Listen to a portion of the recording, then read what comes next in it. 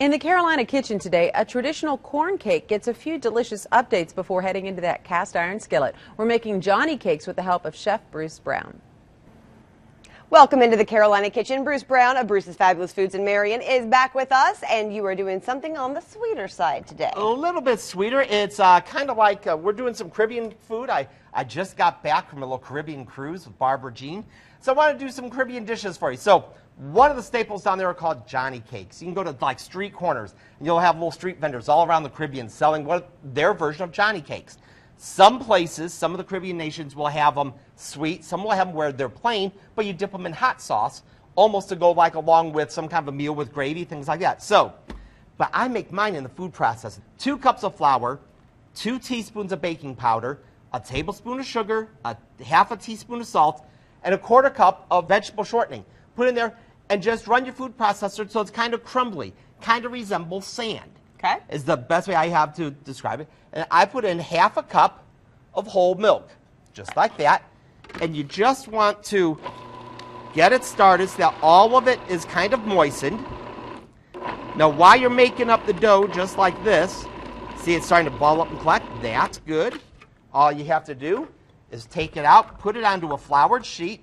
Now, over in front of Holly, just to let you know, I have some vegetable oil heating up to about 350 degrees. You don't need a lot. You don't need like 6 inches worth or like that.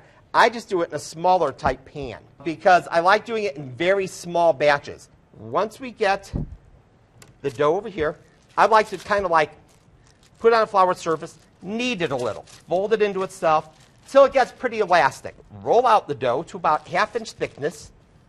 And I've had people all the time tell me, I have biscuit cutters, I have a set of biscuit cutters. But some are so small, you don't know what to do with them. Guess what?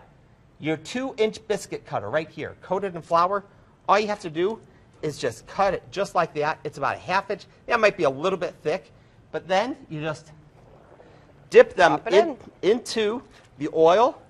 Do not overcrowd. When they start getting golden brown, Holly's going to go on ahead and take them out of the oil.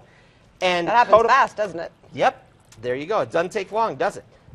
We'll make the next ones a little bit thinner.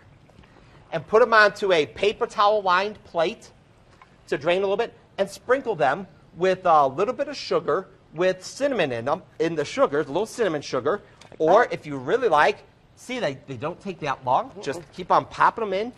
One batch can make anywhere, depending on how thick you make them, anywhere between 12 and 24 Johnny cakes.